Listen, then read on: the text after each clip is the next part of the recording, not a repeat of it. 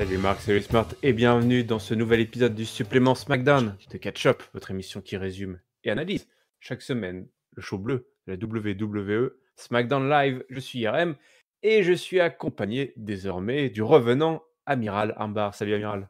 Salut IRM, salut les potos. Bah oui, après avoir fait un peu plus tôt cette semaine l'état des lieux sur le show rouge Raw, on s'attaque maintenant à SmackDown Live, le nouveau A-Show de la WWE depuis qu'ils sont sur Fox. Enfin, A-Show, on ne sait pas combien de temps ça a duré, puisqu'ils ont eu là leur plus basse audience depuis le changement de network. Oh, l'Amiral surveille les chiffres, attention. Ouais, c'est important. Je pense que vu la thune que c'est le contrat avec Fox, eux aussi, les exécutifs doivent surveiller les ratings. Et effectivement, là, cet épisode-là, c'est le plus bas depuis que SmackDown est sur Fox. Ça continue de dégringoler. Pour une petite très rapide, donc il y a 3,8 millions pour le premier épisode sur Fox. On est rapidement descendu à 2,8 millions. On a perdu 1 million de viewers la deuxième semaine. Puis c'est passé à 2,5 millions, 2,5, 2,6, 2,3 pour cette semaine. Alors, est-ce que la faute à qui, la faute à quoi? Est-ce que on a des épisodes à la qualité, on va dire, regrettable, ou est-ce que le mal ouais, se sauve ailleurs? c'était regrettable cette semaine, hein. Alors après, on est toujours dans une position bizarre de cette période de l'année où en plus on est après le draft, donc il y a plein de nouveaux trucs, mais en fait les storylines sont un peu en pseudo-suspens parce qu'on allait sur leur series avant d'aller attaquer la Road to WrestleMania avec la fin d'année et le Rumble. Donc je sais pas quoi, c'est un peu bizarre quoi, ce qu'on a en ce moment en termes de storyline à SmackDown. En tout cas, il n'y a pas grand-chose de super excitant comme on va le voir. Enfin, moi, j'ai pas été conquis. Bon, ben, qui non n'est pas conquis, mais qui est conquérant, c'est le roi. Le roi Corbin. Et oui, c'est vrai qu'il s'est passé beaucoup de choses pendant l'absence de l'amiral. C'est-à-dire, Ouais, Corbin est passé de baron à roi, ce qui est c'est bien la promotion sociale, une écoute. belle promotion, ouais, La, la, reconnue mo- par ses... la monarchie de Stamford se porte toujours bien. Voilà, Ah avec oui, sa belle cape et sa couronne, tout droit sorti d'un cosplay de Game of Thrones. Bon, c'est mieux quand même que les ustensiles de quincaillerie habituels et King of the Ring, hein, qui étaient vraiment très cheap. Pour moi, ça marche pas trop mal avec son côté Lone Wolf. Hein, il fait un peu le Stark du pauvre comme ça. le Stark du pauvre, c'est Ah, pas mal. c'est- Mais si, là, tu me donnes plein d'idées pour le titre de l'épisode. Rien que pour ça valait le coup que tu reviennes. Avec grand plaisir, je suis là pour des super punchlines.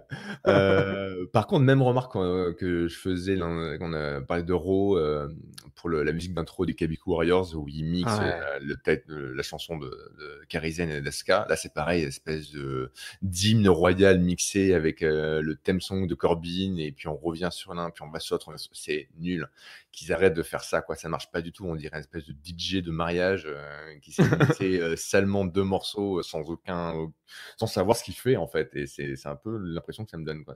Et l'amiral, il en a fait des mariages, hein. Ah ouais, ça je peux vous le dire. Il peut vous dire. J'en ai entendu des DJ pourris, hein. Eh ben maintenant il bosse à WWE, je peux vous le dire.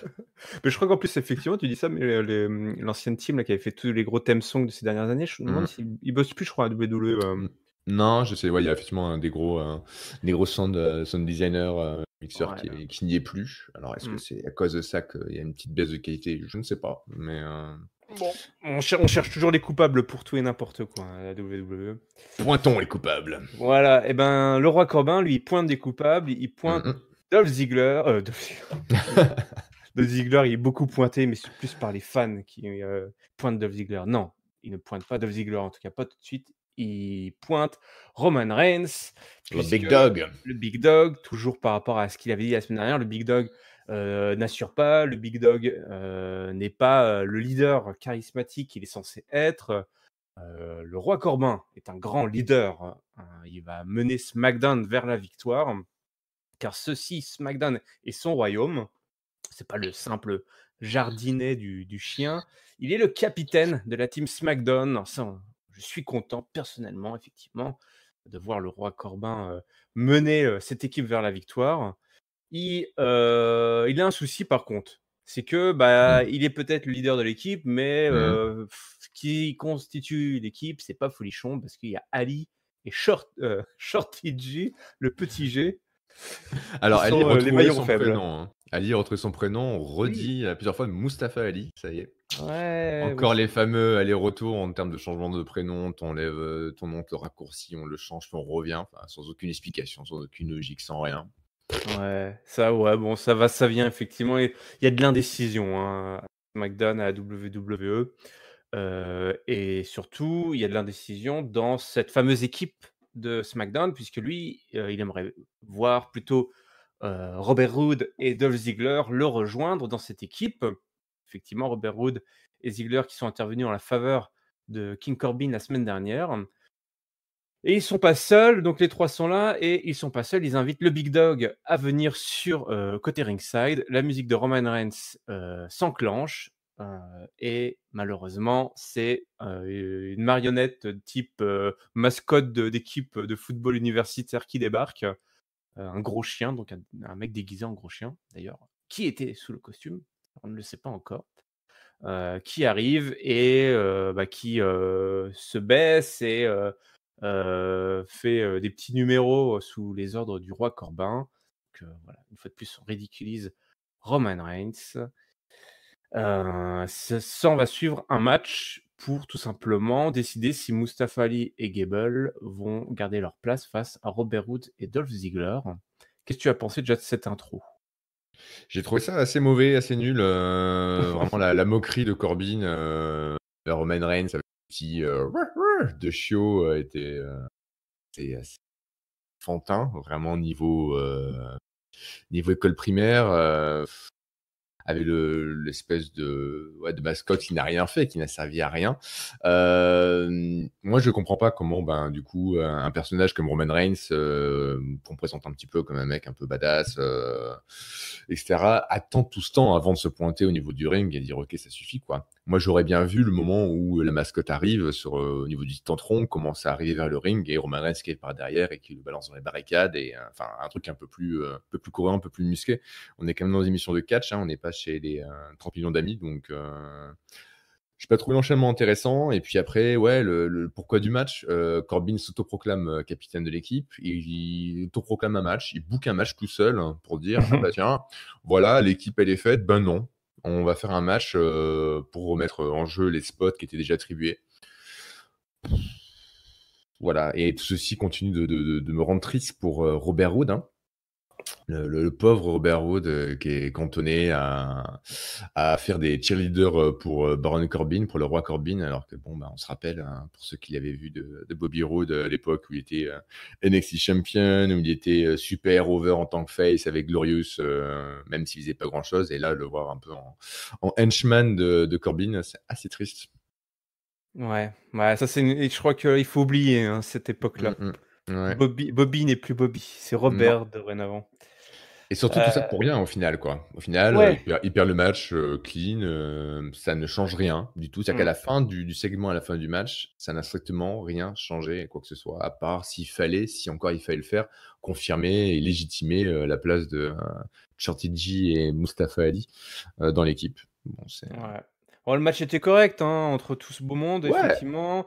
Roman Reigns est arrivé pendant le match, donc c'est vrai qu'il a mis beaucoup de temps avant de de venir, imposer sa présence. Moi, je pensais qu'on allait voir au moins le chien, se faire démonter, mais même pas, il s'est barré. Non. Effectivement, victoire des babyface qui, ne changent rien à la carte déjà établie.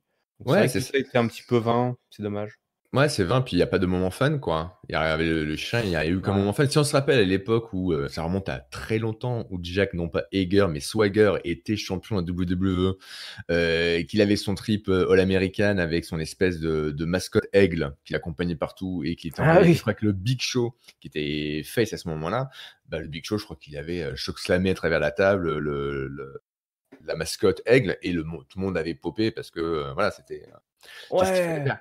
Et ben là, même pas ça, ils le font, quoi. Il aurait pu Non! prendre un petit Spear, le Mais chien, oui! Reigns. Un Non. spear, un drive-by, tu sais, tu fais pendant quelques semaines, le mec il se fait démonter et au bout de 2 3 semaines, en fait, le mec enlève son masque et en fait, je sais pas, c'est Heath Slater et qui fait: «C'est bon, j'arrête, j'en ai marre, je me casse».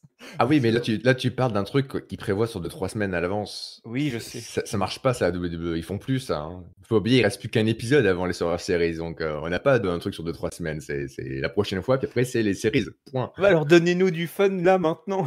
C'est ça, un truc on n'a rien de compliqué, quoi, juste un petit, C'est ça qui est ouf, c'est que c'est pas juste sur ce segment-là, c'est sur plein de storylines. Tu as mmh mh. l'impression, d'un côté, OK, tu as l'impression qu'il prévoit rien à l'avance et c'est vrai, il l'avait avoué il y a quelques années où avec tous ces changements, le planning, le network, grosso modo, il réfléchissait plus qu'en mode, c'est quoi le prochain pay-per-view? Et encore. Et d'un autre côté, on nous offre pas du fun, tout de suite. Tu as l'impression qu'ils, se retiennent de faire plein de choses. OK, Mmh. pour je ne sais quelle raison. D'accord, OK, ne prévoyez rien sur, 1 mois, si vous voulez, tant pis, c'est nul, mais allez-y. Mais dans ce cas-là, n'attendez pas pour nous amuser, quoi. Et ce chien débile qui vient d'arriver, enfin, tu résous tout en un épisode, grosso modo. Le chien arrive, on se moque de Roman Reigns, et ben, dans le même épisode, il se fait prendre un gros spear dans la gueule, et comme ça, l'histoire avec le chien est terminée. À la limite, tu peux la refaire la semaine d'après, ça devient un Mmh. running gag, si tu veux. Exactement, ouais, ce que je me suis dit pendant l'épisode, c'est que bon, il est assez clair maintenant que McMahon, n'est pas fan du long term booking, hein, ça c'est évident, ou alors il s'y prend très, très mal et qu'il est plus attiré par tout ce qui est les mark out moments, les pop moments, les wow moments, ce que tu veux, mais que, ben, ils ont du mal à le faire, quoi. Ils ont du Ouais, mal à faire un truc sur le moment, sur l'instant, qui est éphémère et qui a pas trop de build-up, qui a pas de conséquences, mais qui soit, sympa, fun, ou oh my god. Non, c'est assez rare, quoi. mmh. Je pense qu'il y avait une vraie faiblesse, en termes de mise en scène et scénaristique, à ce niveau-là, quoi. De créer des moments simples, et efficaces, qui vont pas forcément rester dans ceux dont tu te rappelles à la fin de l'année, mais qui font rigoler, quoi. Ouais, exactement. En tout cas, on nous tease, on il y a une petite séquence après où, le roi Corbin, promet à Dolph et Robert qu'il va arranger les choses. Oui, et Arranger. c'est marrant parce qu'ils sont dans les backstage, hein, donc il leur dit ça alors que, Robert Roode et Dolph, ont les glandes après, ce match, et Corbin il a l'air tout sérieux et fait signe à sa mascotte chien de venir genre: «Viens, il faut qu'on parle, on va faire une réunion, quoi». Enfin, genre: «Mais qu'est-ce que tu fais, quoi?» Il le fait vraiment genre, signe de main: «Viens, c'est sérieux». C'est un mec dans un costume de chien à 15 balles, quoi. Enfin, faut arrêter. Ça n'a aucun sens. Bon, on verra ça donc, rendez-vous la semaine prochaine, hein, pour en savoir plus. Il y Tu aura un parles, 3v3. on le reverra jamais ce chien. On le Oh, reverra je pense qu'on le reverra, non? Moi, je ouais. Alors franchement, Si si c'est c'est pour se faire dé si c'est pour se faire démonter, je veux bien qu'on le revoie, toi. Faut vraiment qu'il se fasse démonter. De toute façon, il y a un 3v3 la semaine prochaine, Corbin, cruauté Dolph animale. et Roode contre Reigns, Ali et Gables, ce qui est complètement con. Mmh. À 2 jours de Survivor Series, tu fais s'affronter des mecs qui vont être dans la même équipe et donc qui risquent de se blesser, quoi. Qu'effectivement parlant, déjà, ça c'est un peu complètement débile, quoi. Mais bon, on verra. Voici une fenêtre, voici la cohérence, je dirais, et ça fait longtemps qu'elle est passée à travers. C'était une très grosse fenêtre. Ouais, Ah effectivement. ouais, Beaucoup de choses sont passées à travers. une baie vitrée, hein. Bon, c'est peut-être Braun Strowman d'ailleurs qui a balancé, tous ces trucs par la fenêtre. Il est Mmh. tellement grand, il est tellement fort, il est tellement costaud, que ce soir, il a démonté, la B-Team et Drew Gulak, parce que Drew Gulak ne lâche pas le morceau. Il en a après Braun Strowman depuis plusieurs semaines, et voilà. Il y avait pas de match, juste, la B-Team, Non, qui s'est fait rouler dessus et Drew Gulak qui a fait même pas vraiment une presse de PowerPoint dont il avait visiblement le secret. non, une Enfin, slide. une slide, oui, c'est ça. Je me suis douté que ça allait être une presse de une slide, mais ça ressemblait pas vraiment à une slide. C'est une espèce de photomontage Mmh. où, il se faisait lever le bras par l'arbitre, qui était, juste là en plus, l'arbitre qui est toujours avec, Riddler. Little Nate. Merci Little Nate Robinson. Voilà, donc Braun Strowman, qui sera lui dans l'équipe aussi, hein, de SmackDown. Donc, Ouais, ouais, et Drew Gulak voulait récupérer la place de Braun Strowman, et voulait tout le monde que c'était plus intéressant pour SmackDown que ce soit Drew Gulak qui soit dans l'équipe plutôt que Braun. le mec a essayé de faire sa place quand même. Ouais, c'est un peu la storyline de l'épisode, hein, c'est ce que veut faire, Ziggler et Roode, c'est ce que veut faire Drew Gulak, Mmh. allez, c'est parti. Mmh, mmh mh. Voilà, Braun Strowman, où il en est. Et il en est un Heu, peu nulle part, hein, c'est fou, hein, il est devenu l'espèce de mec, à qui on file des storylines avec des célébrités, c'est ça. squash la B-Team et Drew Gulak, même pas dans un match, dans un segment ring, qui dure 2 minutes. Mmh. Bah, ouais, c'est ça, on l'occupe tranquillement. Ouais. Alors, tu parlais de place pour, Survivor Series. Il y avait aussi, Sami Zayn et Nakamura, qui étaient avec Daniel Bryan. Alors, je vais peut-être le garder pour la fin, ouais. Je vais le garder pour la fin parce que c'est un peu ça fait partie d'un tout. On va plutôt parler de la scène tag team. Parce qu'il Mmh. existe encore et toujours une scène tag team à SmackDown. Les New Day ont repris le titre au Revival la semaine dernière. Du coup, il y a un rematch ce soir. On a une petite séquence backstage. Alors moi, j'adore quand on voit Big E faire sa promo. Parce qu'effectivement, toutes les semaines, je le pensais pas, mais jusqu'à la première fois, ils l'ont dévoilé. Toutes les semaines, c'est bien Big E qui fait en direct son intro depuis la Gorilla Position là, avec son micro pour haranguer la foule. Ce soir, donc ils ont leur match avec The Revival. Ils ont une petite pensée pour leur pote Xavier Woods, évidemment. Un match déjà vu 1000 fois, si ce n'est que un match qui va finir interrompu par une attaque de l'Undisputed Era. Shock the system. Voilà, ouais, le système a été bien choqué ce soir puisque les mecs ont roulé tout simplement sur le New Day et même The Revival, ça c'était vraiment cool, ils ont vraiment tabassé tout le monde. Ah bah c'est Undisputed Era, ils en ont rien à foutre de qui est face ou heel. T'as pas leur t-shirt, t'es pas avec eux, donc ils te roulent dessus. C'est cette faction qui est le truc le plus cool qu'il y a à la WWE depuis longtemps, j'ai l'impression. En tout cas, moi, ça marche. Je suis vraiment très très fan de cette faction.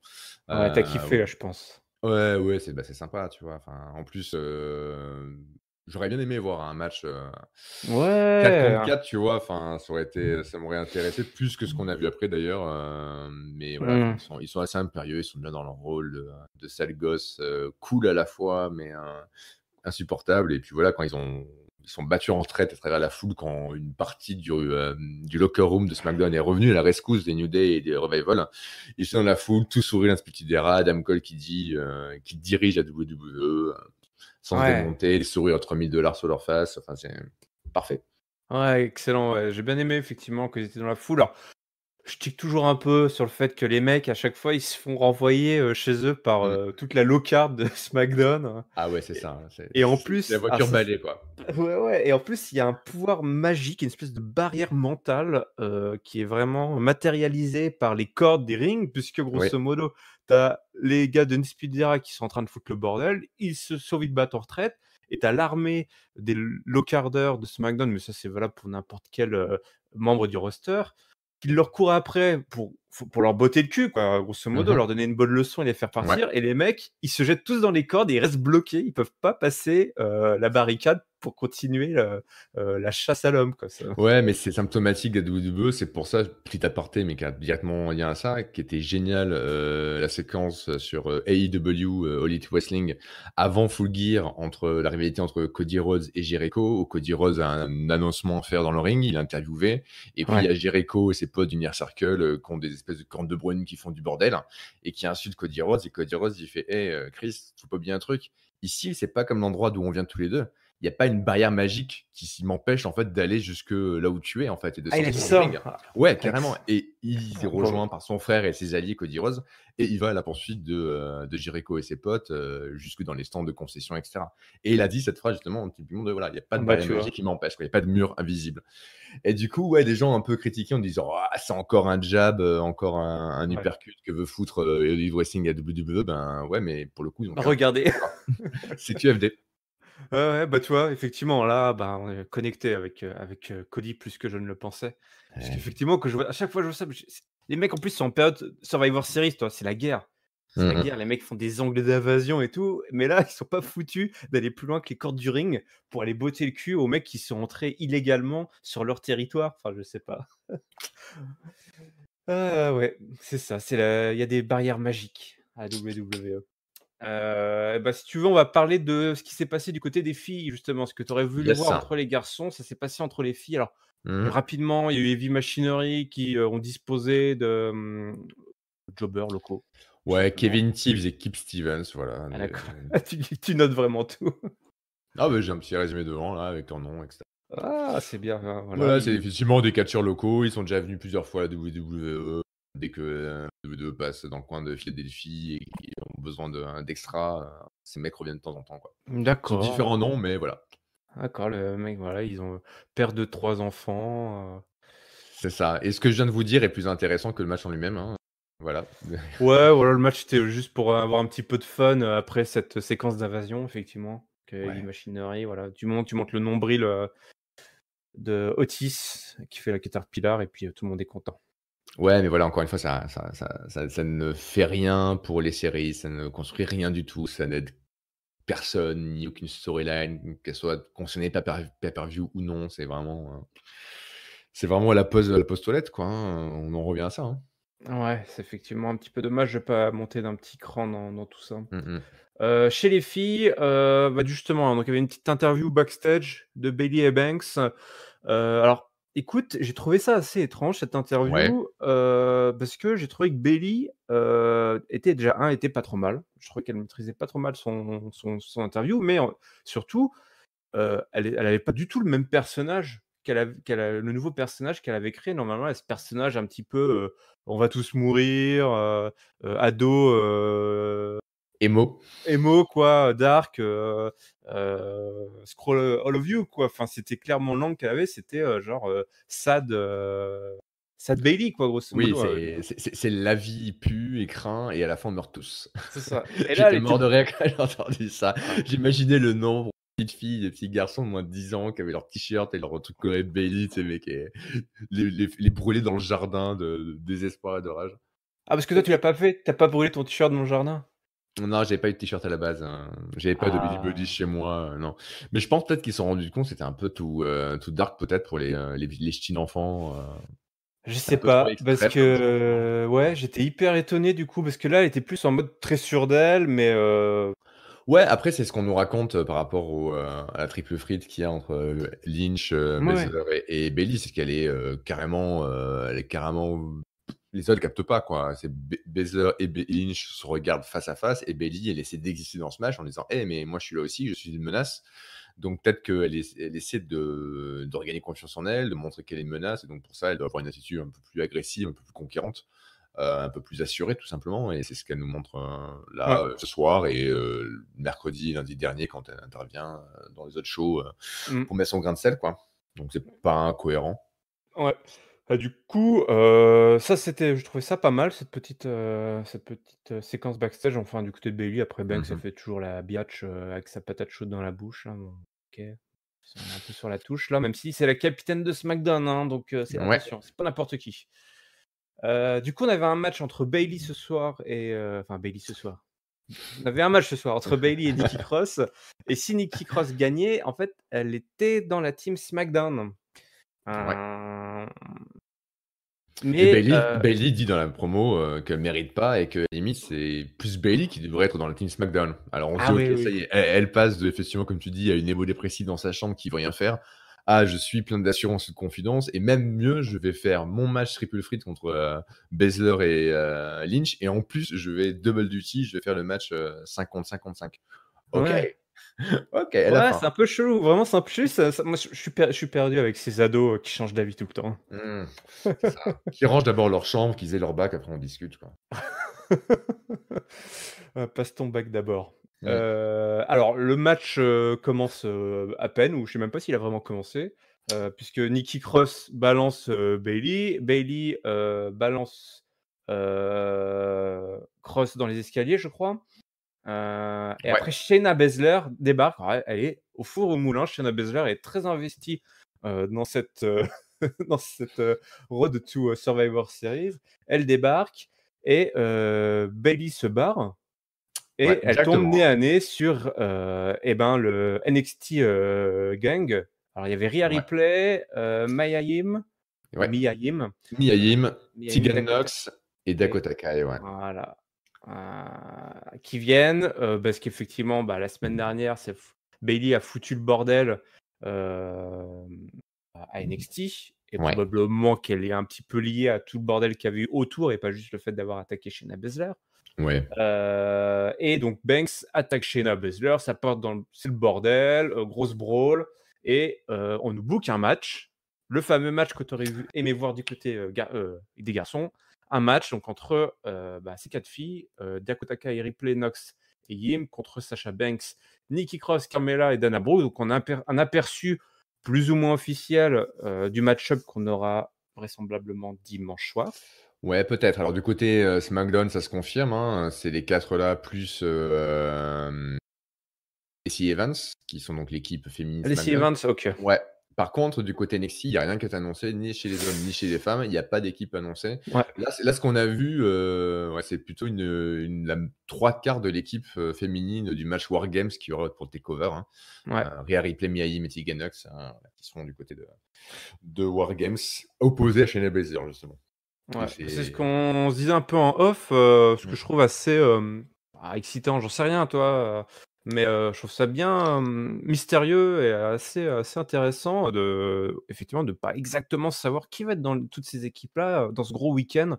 Parce qu'entre Mmh. les War Games et Survivor Series, on multiplie, les matchs, avec ce genre de stipulation, quoi, les 4v4, les 5v5, du NXT versus SmackDown Raw, du intra NXT. Mmh. Avec, on revoit un peu tout le temps les mêmes castings, hein, moi je serais quand même assez étonné qu'on voit pas ces filles-là, dimanche soir, parce que c'est grosso modo les seules filles de NXT qu'on nous a montrées v véritablement, à SmackDown et à Raw, quoi. Donc, Ouais, il y avait eu, quelques autres personnes qui étaient venues, il me semble qu'il y avait eu, Bianca Belair, Bianca Belair, ouais, qui était là, Candice LeRae également, oui, qui sont toutes OK. les 2 inclus dans le match War Games, Io Shirai, je sais pas si Io Shirai a pointé le bout de son nez, mais il faut Je crois absolument pas, Io non. Shirai dans ce match parce que c'est juste fabuleux ce qu'elle fait à NXT en ce moment. Il Ouais. y a du monde, le roster NXT féminin est très, très, complet en ce moment et assez en il fuego comme dirait, Mauro. Par contre, je pense que le fait qu'on sache pas aujourd'hui du tout qui y aura côté NXT, équipe, Ouais. chez les femmes ou chez les hommes, je pense que c'est double chose et d'une, je pense que Triple H n'a pas envie de rusher, l'annonce, il veut prendre son temps pour construire ça, convenablement et surtout, c'est que comme on l'a dit, bah, la veille, il y a War Games, qui est un des matchs les plus violents, de WWE, donc il peut y avoir beaucoup de blessures. Donc peut-être qu'ils vont se réserver le droit de révéler au dernier moment, la composition de l'équipe NXT en fonction des blessures qu'il y aura à War Games, quoi. Ouais, effectivement, c'est pas impossible. De toute façon, clairement, même s'ils annoncent, un casting, il va y avoir au moins une blessée grave, quoi, c'est pas impossible. Ouais, ou un blessé grave parce qu'il y a un match War Games masculin et féminin. Ouais, Donc du coup, plutôt que de dire on annonce un line-up, puis finalement on change, on en change 2 ou 3 et ça paraît un peu une équipe NXT, de remplacement et c'est compliqué à booker, strong contre, l'équipe Raw et SmackDown, bah, vaut peut-être mieux effectivement se réserver la surprise, réserver ça le dernier moment, le dimanche, en donnant l'impression que ce casting-là, c'est le casting qui était prévu depuis le départ, même si en backstage, il y a eu des changements, des ajustements suite aux blessures potentielles de War Games. ouais, Moi, tout ce que effectivement. j'espère, c'est qu'il y aura suffisamment de monde valide du côté NXT Bah, attends, après avec War leur Games. roster, attends, ils auront 300 catcheurs et catcheuses actives, ils vont être capables de de devoir annuler les Ouais, matchs, quoi. ouais, enfin, vu que tu as déjà, champions, enfin, Shayna Baszler et Strong, qui sont, mobilisés pour des matchs, en triple threat, Ouais, sortir 4, enfin 5 mecs et 5 filles qui sont vraiment des top talents NXT, et qui sont tous inclus dans des matchs War Games, ou des matchs de championnat, enfin, c'est compliqué, quoi. Ça peut ouais, ouais, vite, ouais, ouais. partir dans un scénario, bon OK, on fait les fonds de tiroir et on prend les seconds couteaux. Bah, rien que du côté de effectivement, de l'équipe NXT masculine où effectivement, tu l'as dit, ils sont déjà tous pris, dans des matchs, de champion contre champion, le Ouais, dimanche soir. Du à coup, part c'est Adam vrai, Cole. bah, à part Adam Cole, ouais, qui, pourrait faire un très bon leader, Ah évidemment. bah, je pense que c'est évident, ouais, avec, pour faire le pendant de Rollins et Reigns, ouais, je Bah, pense ouais, ça par Adam Cole, pour ça. ouais, Ou peut-être ouais. Finn Balor, hein, aussi, ça serait marrant. Ah, bah, on peut le retrouver, tout à fait dans l'équipe, hein, là, ça serait une Oh ouais. sacrée équipe. Franchement, voilà, c'est peut-être pas forcément toujours hyper excitant, cette road, il y a des des petits, des petites turbulences, mais quand tu rien que le fait de penser, à la carte, quoi, Mmh, mmh mh. c'est assez dingue. Bah, écoute, mon bon amiral, si j'ai rien loupé, j'ai tout gardé pour notre main event avec Daniel Ou Bryan, ouais, enfin, donc je dis quand même que c'est l'équipe SmackDown, Banks et Carmella qui gagne le match. ah oui, j'en avais oublié le match. Voilà, hein, après un match disputé, moi ce qui m'a surtout marqué dans ce match-là, c'est, les interactions dans le ring entre Rhea Ripley et Sasha Banks, où qui est Ouais, vraiment du très, très bon. Il y a vraiment des petites séquences de catch et de chain wrestling qui étaient vraiment, vraiment cool. Rhea Ripley, elle a un star power, qui est vraiment cool. Elle était dans le même roster, la SmackDown, comme un poisson dans l'eau. Elle est impressionnante physiquement, elle a un style qui percute bien, elle a un physique aussi assez atypique. Et voilà, quoi, ça marche très bien l'un contre Banks. Moi, j'ai envie de voir un match complet entre les deux. En tout cas, j'espère qu'on aura une séquence un peu plus longue ce dimanche entre les deux lors des séries. Mais bon, voilà, comme la semaine, comme à Raw, c'est l'équipe locale qui gagne et qui défait les petits jeunes de NXT. Ah ouais. Parce que c'est logique. Ouais, non, effectivement, Rhea Ripley, faut que ce soit Rhea Ripley qui mène la danse, enfin qui mène cette équipe de filles là, même dimanche, hein. Mais c'est vrai que ça va être compliqué. Franchement, je sais pas combien ils vont s'en sortir parce que voilà, c'est à haut risque ce week-end pour les catcheurs impliqués. Bon, bah effectivement, maintenant qu'on a parlé de ce match que j'avais un petit peu zappé, on va passer à notre main event qui a pris racine tout au début. Alors, on a eu un épisode de la Firefly Funhouse, puisque effectivement, il s'est passé quelque chose d'incroyable pendant la tournée mondiale de l'Amiral. The Fiend, Bray Wyatt, s'est emparé du titre universel dans un grand spectacle qui a créé à la fois l'excitation et les cris de désespoir des uns et des autres. Donc effectivement, la manière n'a pas forcément été la plus populaire. Mais voilà, il a son titre et surtout, dans cet épisode de la Firefly Funhouse, Bray Wyatt a dévoilé une nouvelle ceinture pour le titre universel. Puisque si le problème de la ceinture universelle, c'était parce qu'elle était rouge comme Raw, et ben Bray Wyatt, il est pas con, il l'a repeinte en bleu comme SmackDown. Ouais, c'est tellement, ça va tellement bien avec son personnage de faire Ouais. ça, quoi. J'ai tellement envie de le faire. Non, je trouvais ça, ouais, pareil, tu comprends pourquoi derrière en backstage, etc., ils changent la ceinture de couleur, il n'y a pas besoin d'expliquer, on comprend. Il y a un show bleu, un show rouge. Maintenant, la ceinture est là, donc il faut qu'elle soit bleue. Pas de problème. Maintenant, est-ce que c'est à Bray Wyatt de faire ça, quoi? Est-ce que c'est à The Fiend de faire ça? Est-ce que c'est ça qui est intéressant à faire avec son personnage? Et ils auraient pu faire 3000 façons différentes. Comme, je sais pas, il nous sort une ceinture complètement glaucasse qui va avec son personnage. D'ailleurs, il me semble que Bray Wyatt, avant de changer en The Fiend, il avait fait une version de la ceinture... l'autre titre WWE Championship version Bray Wyatt justement, qui était assez cool avec des morceaux de cuir à piécer, etc. Il aurait pu faire une ceinture comme ça, et quand quelqu'un l'enlèvera de The Fiend, eh bien ils en profitent pour la changer, en mettre le bleu corporate Fox à SmackDown. Mais là, que ça soit The Fiend qui fasse ça, je trouve que c'est un peu Non, il nul. nous a fait un petit tour de magie, il a mis son Voilà. chapeau de prestidigitateur et puis hop, la ceinture est dorénavant bleue, que vous l'aimiez ou non. Et ce soir, il y a un Miss TV avec Daniel Bryan et évidemment Bray Wyatt et probablement The Fiend vont regarder tout ça d'un œil très intéressé. Donc Daniel Bryan, dans le couloir, il croise Sami Zayn et Nakamura. Sami Zayn lui dit « Oh, au fait, mec, ma proposition tient toujours, là. Est-ce que tu veux nous rejoindre ? On a vraiment besoin de toi. » Bryan dit « Ouais, écoute, j'y ai pensé.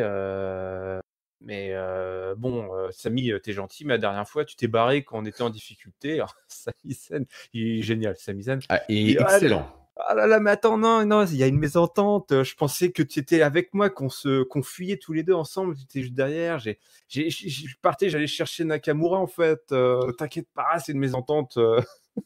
Et Daniel Bryan dit ah non, bah écoute, il refuse l'invitation. Il est bête. Il refuse l'invitation. Pendant ce temps-là, t'as Nakamura. En fait, cette team, elle est super quoi, parce que Sami Zayn, il parle, et t'as Nakamura derrière qui fait tout, qui raconte son histoire avec son visage, quoi, qui fait la moue, quand il est pas content ou tu vois, qui va serrer les sourcils et tout. Enfin, c'est génial ce qu'il fait Ouais, Nakamura dans cette ouais. équipe. Mais Zen, vraiment, je trouve qu'il a été au micro à cette séquence-là exceptionnelle. Enfin, il Impérial. était, mais sans faute, quoi. Ah ouais. Donc Bryan dit: «Oh bah écoute, t'as qu'à, recruter Braun Strowman» et puis Sami Zayn il fait: «Ah Braun Strowman, il est juste très, très grand et très gros». Il se retourne et qui est là? Braun Strowman. Il fait: «Non mais tu es très grand et très beau et très gros et c'est bien, tu voilà, enfin il commence à essayer de jouer. Ah De non, il lui gagner fait du temps, ouais, ouais. il fait comment il fait? Il fait: «Ah, oui avec Nakamura là on va là-bas, on va chercher de retrouver je crois on va essayer de retrouver Daniel ou peu importe. Mais toi essaye pas de nous retrouver, hein, nous on te retrouvera plus tard, mais toi essaye pas de nous trouver, hein». C'est nous qui te contactons, hein, pas besoin de nous Oui, c'est ça. relancer, c'est bon, on réfléchit. Poil, ça va bien se passer. Bisous, bonne soirée. Et Strowman qui reste là, impassible. Ça, c'était vraiment fun. Moi, Sami Zayn, il m'éclate, quoi. Il a pas à rougir face à Kevin Owens. Les 2 là, c'est vraiment des Mmh. rois du micro. Ouais. Donc bravo monsieur Zayn. Et tout ça nous amène à notre main event, puisqu'une fois n'est pas coutume, SmackDown se termine par un segment, et non pas par un gros match. On a, un Miz TV. Alors, bon, Miz, Daniel Bryan, voilà, ils sont pas les plus grands amis du monde, mais on va essayer quand même de faire le Miz TV. Heu, mais Daniel Bryan, refuse de répondre un peu aux questions. Il demande: «Ah, Daniel, d'après toi, pourquoi le Finn il t'a attaqué? Il a l'air d'en avoir après toi, tu m'as l'air». Et ça, je pense que le Finn, bah, il sent que Daniel Bryan il est dans un état un peu instable, il est confus, tu vois? Donc il doit le sentir ça, hein. Alors, Bryan il explique que, ouais, de toute façon, Miss TV ça craint. Alors il commence à avoir vraiment une attitude un peu de heel, hein, Mmh. il insulte un petit peu tout le monde: «Ça a toujours craint ton émission». Oui, après ça, ce qui est marrant, c'est que quels que soient leurs alignements, Miz et Bryan, qu'ils soient heel face, Oui, face heel, face heel, ils ne s'entendent pas, ils ne s'aiment pas et c'est cool qu'il y ait des trucs comme ça ouais. qui restent, quoi, que d'un coup parce que: «Ah maintenant je suis devenu face, on est bons amis parce qu'on a les mêmes valeurs». Non, non, non, on peut pas se piffrer, on peut pas se piffrer, quoi. Ton émission elle craint de toute façon. Miss TV sucks. OK. Et effectivement, mais tu as raison Miz, bah, voilà, j'ai changé, enfin, voilà, j'en peux plus quoi, burn-out quoi, hein. J'ai toujours la passion, ferme-la d'ailleurs. Il fait un gros shut up, le Ouais, public n'aime pas ça, hein, quand on s'en prend au Miz TV. C'est quand même une émission, c'est très sympa, et puis il joue un peu pas la victime, il dit: «Ouais, de toute façon personne ne peut vraiment comprendre, après tout ce que j'ai traversé, c'est ça. Moi, la je suis passion». mentalement instable, mais j'ai la Ouais. passion, toi, tu sais pas ce que c'est, personne me comprend. Il y en a un autre qui a la passion et qui est instable, c'est The Fiend. Et ouais, donc ils ont des choses en commun visiblement. Mmh. Ils ont des choses en commun. Heu, la Firefly Funhouse réapparaît avec Bray Wyatt, heu et Bray Wyatt n'est pas content, il dit: «C'est pas très bien sympa de parler comme ça des copains là, quand ils sont pas là, nous le Fiend, il t'a attaqué sûrement pour te faire peur, parce que lui il se souvient ou alors peut-être qu'il veut jouer avec toi, on sait pas trop». Heu et là, alors c'est là où ça devient un petit peu confusant et c'est confusant comme on dit pour plein de monde puisque alors Bray Wyatt sort la ceinture bleue, la belle ceinture bleue qui plaît tant à l'amiral, de son coffre à jouer, et demande à Daniel Bryan s'il veut jouer, et pour ça, il y a comme, dans ce film d'horreur là, Chucky la poupée: «Est-ce que tu veux jouer avec moi?» Et il lui dit: «Mais pour ça, tu as juste à me répondre le fameux mot magique». Alors le mot magique, pour Daniel Bryan, c'est yes, hein, voilà, c'est ça le mot Forcément. magique. Ah oui. Mais Bryan dit non.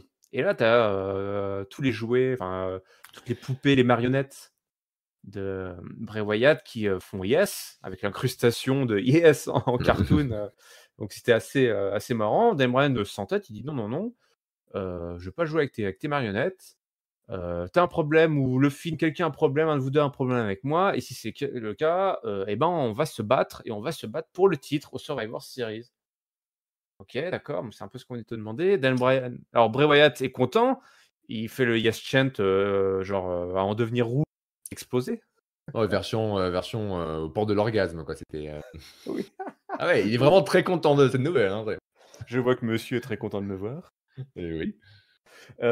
Et donc on a le match est visiblement booké 2 fois de suite là et en plus, on a le Miz qui arrive et qui dit: «Et au fait, si vous avez vraiment pas compris ce qui vient de se passer, il y a un match entre Daniel Bryan et Bray Wyatt au Survivor Series pour le titre». Et c'est comme ça Parce que le show se termine. parce que comme Baron Corbin, je book les matchs. Voilà, c'est moi qui décide le mise. Oui.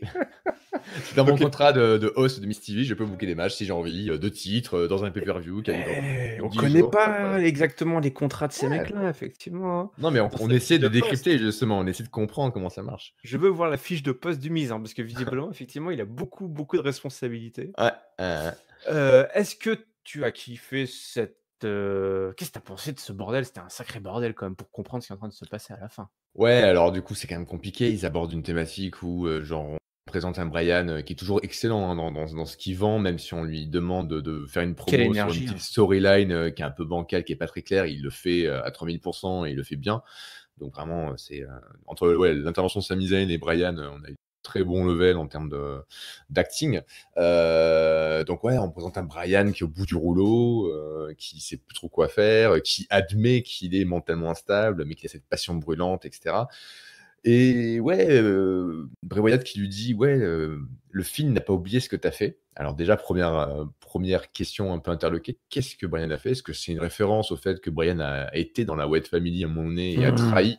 Mais dans ce cas-là, ça remonte à loin. Il faudrait qu'ils nous le mettent un peu plus en exergue si c'est ça le ressort de la feud, entre les 2. Ben, ce serait bien qu'ils nous rafraîchissent sa mémoire et qu'ils en parlent un peu plus, quoi. Mais le problème, encore une fois, c'est qu'il reste qu'une fucking semaine avant le pay-per-view. Ouais, c'est ça qu'il Donc faut. c'est court, c'est super court et c'est dommage avec les 2 personnages-là, qui sont capables de donner effectivement de construire une storyline, de façon, putain d'efficace, de donner que, ouais, 2 épisodes pour builder ça, quoi. C'est encore une fois, c'est le short time booking, tu l'impression vraiment que les gars se sont réveillés, il y a 10 jours: «Qu'est-ce qu'on fait faire, pour le Universal Title?» «Ah ben attends, on a qu'à mettre Bryan, nanana», enfin Ouais, c'est dingue, c'est vraiment enfin, moi, je suis vraiment partagé. Je suis mmh, partagé sur cette scène finale, je suis partagé sur, cette rivalité, heu, pas, intrinsèque enfin, en soi, c'est genre enfin, c'est comme un Daniel Bryan versus Miz presque, tu vois? Tu fais: «Ah ouais», enfin, il y a enfin, tu remontes à loin, il y a un passif entre les 2 si tu l'utilises, enfin, grosso modo, les mecs là sont faits effectivement pour se rencontrer avec un gros background et une rivalité sur plusieurs mois. Et en fait, bah, le problème, c'est qu'on n'a pas une rivalité sur plusieurs mois, une rivalité sur mmh, 2 semaines, mmh qui sent effectivement le booking, complètement rushé à la dernière minute. Parce que clairement, ils avaient juste pas idée, enfin, ils l'avaient oublié ce titre, tout simplement. Ou alors ils étaient encore sous le choc, de ce qui s'était passé en Arabie, parce qu'ils ils avaient oublié la ils avaient oublié à l'aéroport, ils avaient oublié Bray Wyatt, The Fiend et la ceinture qu'elle allait avec. Parce que là, les mecs ouais, se sont réveillés, enfin, ils ont mis en pause, s l'espèce de Nakamura versus Daniel Bryan, ouais. Bryan qui, pour la peine, était bien amené, bien construit, tu vois? Avec, Mmh bah, mh. tout le talent de Sami Zayn qu'on a encore revu à l'action, ce soir. Donc, ceux qui ont un petit problème d'instabilité mentale, c'est pas forcément les mecs qui sont entre les cordes, hein. Non, c'est sûr et puis bon, c'est une c'est une mécanique, un espèce d'artifice qui nous ressort de temps en temps, hein, «Attends, on veut faire fuder un tel et un tel, on n'a pas de bonne raison. Regardons dans les 10 dernières années, est-ce qu'il y a pas eu, une dispute ou un problème avec eux?» Ils nous ont fait le coup entre CM Punk et Orton, quand ils feudaient, ils ont cherché un truc il y a 5 ans. Entre Kofi Kingston et Orton, Ouais. pendant le règne de Kofi, ils ont fait pareil: «Souviens-toi, en 2006, tu m'avais craché dessus à la cantoche, c'était pas C'est cool?» ça. Là, c'est pareil, quoi. C'est vraiment là, on n'a pas le temps de buder un truc, faut un prétexte. Bon, bah, voilà, on a ça dans les vidéos. Très bien. Et ça peut ne pas être complètement inintéressant, mais il faut prendre le temps pour le faire. Alors Et après, ouais. voyons le verre à moitié plein. Peut-être que là, le match, ce dimanche prochain aux Series ne sera que, bah, le début, véritablement de cette feud et qu'il y aura encore derrière un programme de 2-3 mois où ça va se développer, où on va jouer avec l'instabilité mentale de Bryan ou pas. Enfin voilà, ce serait bien que, ça aille un peu plus loin cette histoire, quoi. Quitte à les faire feuder un peu trop rushé, ben, que ce soit le premier chapitre, ou le début du premier chapitre et que derrière on prenne le temps de développer et qu'il y ait encore 2-3 matchs, pour solder cette storyline avec, effectivement, des promos, des séquences de développement qui sont intéressants. Ouais, mais moi, j'ai dit: «OK les gars, on peut faire comme ça, il y a pas de problème». Je pense qu'effectivement, c'est un peu compliqué vu, le personnage de The Fiend entre les cordes. C'est un peu difficile de voir des, rivalités, assez longues avec The Fiend finalement parce que, enfin, le mec est intuable, entre les cordes donc il faut voir qu'est-ce qu'ils vont réussir à trouver comme astuce pour que ça dure derrière. Mais en tout cas, effectivement, il y a, l'angle enfin cette histoire d'instabilité mentale, elle est, je trouve, plutôt intéressante, avec un Daniel Bryan qui va réussir à te vendre Mmh. cet angle-là, effectivement. Daniel Bryan, enfin, grosso modo, les dernières semaines ont été assez, instables justement par rapport à Daniel Bryan sur son alignement, Mmh mh. le mec, il se met en team avec Roman Reigns et puis après il veut se mettre la foule à dos, puis après il est gentil, après il est méchant. On a plus l'impression que c'est l'instabilité des bookers qui veut ça, mais ça colle avec Daniel Bryan. Donc, enfin, moi je trouve ça super cette rivalité, mais là, effectivement, il va falloir vraiment nous trouver quelque chose parce que ça risque d'être assez, Enfin, une fois de plus, ils se compliquent la vie, mais un truc de dingue, quoi. Ils prennent pas leur temps et au dernier moment, ils prennent une autre décision. Ils partent sur autre chose, quoi. En tout cas, ce qui est sûr, c'est que si après le match de dimanche prochain aux Series, hop, on arrête la storyline rivalité, Brian retourne feuder Nakamura, ça aurait été un espèce de gâchis énorme. Ouais. Voilà, donc j'espère qu'ils vont quand même essayer d'en faire quelque chose d'intéressant derrière. Ce serait pas le premier accident heureux qu'on pourrait voir, hein. Ouais. Mais bon. C'est juste, je me dis quelque part, avec un mec comme The Fiend, ils ont pris leur temps pour créer ce personnage-là. Enfin, parce que Bray Wyatt, il était quand même dans les limbes pendant des années. Ils ont pris leur temps pour le faire apparaître à l'écran, avec genre 2 ou 3 mois de Firefly Funhouse qui ont bien fait monter la sauce. Et maintenant qu'il est là, tout doit aller très vite, tout est précipité et on nous balance des grosses feuds, 2 semaines avant les pay-per-view, qui pourraient être presque un endgame, finalement. Enfin, la rencontre entre Bryan et Bray Wyatt, si tu pars vraiment sur le délire, Daniel Bryan a causé la perte un petit peu de la Wyatt Family ou un truc comme ça, tu vois? Il a participé à pourrir la Wyatt Family de l'intérieur. C'est une histoire hyper intéressante à raconter et tu la fais pas comme ça, un lendemain de pay-per-view, enfin, entre l'Arabie Saoudite et Survivor Series en 2-3 épisodes. C'est ça qui est dommage. Je lui dis, ils auraient pu garder ça pour un peu plus tard. Eh ben non. Eh ben non, eh ben non. Et puis c'est Pas du tout, perdu. voilà, c'est tout, c'est comme ça, ma bonne dame. Hein? Qu'est-ce que vous croyez? Bordel, il y a des gens qui travaillent ici. Bon, ben nous, si on travaille, on fait notre devoir de critique, d'analyse, et on vous a donné notre avis sur cet épisode. Du coup, c'est l'heure du mot de la fin. On va essayer de synthétiser notre top, notre flop et notre note. Amiral. Le top, c'est ça aurait à été toi. la performance au micro de Brian et Sami Zayn. Vraiment, Ouais. encore, on en veut voir des segments comme ça, interprétés comme ça, c'est génial. Le flop, ça aurait été le segment de début avec Corbin, Ziggler et Roode et tout ce qu'on a déjà dit. C'était vraiment pas bon du tout. La note, un petit 2 timide, hein, il reste plus que l'émission de SmackDown et de Raw avant les séries. J'espère que la semaine prochaine, ils vont un peu se bouger, les scénaristes, et nous pondre des trucs un peu intéressants. Parce que s'ils finissent le Go-Home Show des séries, c'est le SmackDown de la semaine prochaine et qu'il est aussi plat que celui-ci, l'excitation sera pas au rendez-vous, quoi. Ouais, effectivement, c'est assez étrange, c'est assez étrange. On a vraiment des bah, toi, moi, mon top, je vais le donner tout comme toi, je pense beaucoup de bien de Zen et Brian au micro, c'est des dieux, tout simplement. Je vais en profiter pour le donner à tous ces mecs de NXT qui, à chaque fois qu'ils viennent, les mecs, ils ont une énergie, ça déborde de partout, aussi bien les filles que Dispute Era, ils étaient chauds comme des baraques à frites. Les mecs, ils cherchaient la bagarre, même si après ils partent en fuyant parce que c'est des heels qui sont des sales gosses. Mais ils s'invictivent. Enfin, il y a vraiment toute une énergie quoi qui est apportée par ces mecs-là. Donc et là, ça a pas loupé une fois de plus. Et les mecs sont venus, ils ont foutu le bordel. Ils sont sûrs de leur coup et ils repartent. Et tout le monde est là après. Qu'est-ce qui s'est passé? Donc ça, c'est vraiment, j'ai trouvé ça vraiment super, toute cette énergie. Et mon flop, je vais le donner à ce segment final. Alors, pas tant sur la performance des mecs qui étaient impliqués, mais enfin voilà, tout ce flottement qu'il y a eu à la fin entre non, mais c'est moi qui boucle le match. Non, non, non, je veux pas de ce match, mais je veux de ce match, plus le Miz derrière qui rajoute. Enfin, je sais pas, ils ont dû combler, ils ont peut-être terminé 2 minutes avant la fin, le tombé du rideau. Mais tout ce Peut-être, hein. flottement, il a vachement trahi le vrai flottement qu'il y a autour de ce booking de Bray Wyatt et de The Fiend et des mecs qui sont autour, qui sont impliqués avec lui. Parce que on flotte et moi je m'approche de pay-per-view et je suis pas autant excité que je devrais l'être pour cette affiche alors que c'est pas n'importe qui. Et donc c'est bien dommage. C'est bien dommage tout ça. Ma note 2,25. Bon, et écoute, c'est l'heure de l'autopromo, comme disait Raphaël avant de nous quitter en direction l'Amérique du Sud. Voilà, catch-up, on passe, on repart. C'était un port dans l'océan du catch. L'heure de l'autopromo, vous pouvez nous suivre évidemment en audio sur Deezer, sur Spotify, sur Google Podcast, Apple Podcast, des vertes et des pas mûres.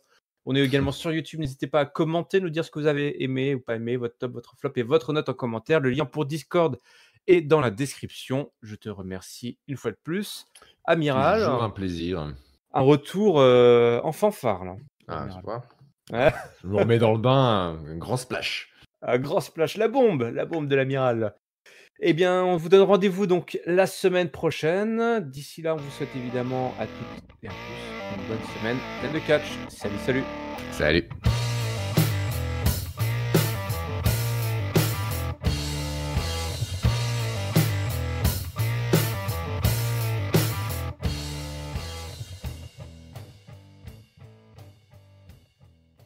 Celui qui a le plus de likes a le droit, de faire le tomber sur le 24/7 et être 24/7 champion pendant 5 minutes. Ah putain, alors là, par contre, je serais fin fou là, parce que être dans avoir sur la page Wikipédia l'historique des règnes et avoir mon nom, ce serait pas mal, quoi. En même temps, c'est plus une page Wikipédia qu'il faut pour les règnes 24/7, c'est un tableur Excel, quoi. Genre, Croisé dynamique. c'est clair. Attends.